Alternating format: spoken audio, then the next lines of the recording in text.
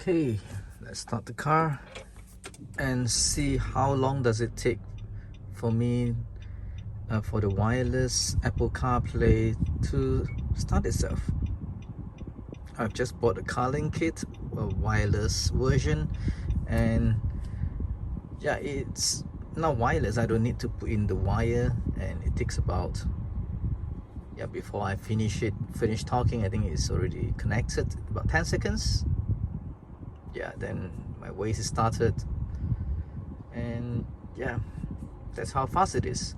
It's just a very short video to show you guys, that this Carlinkit wireless version works pretty well, and all I need to do is just get into the car, start the engine, and yeah, it works.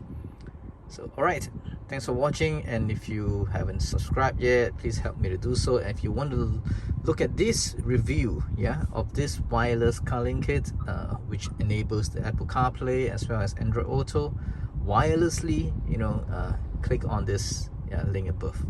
Thanks for watching and have a nice day. Bye.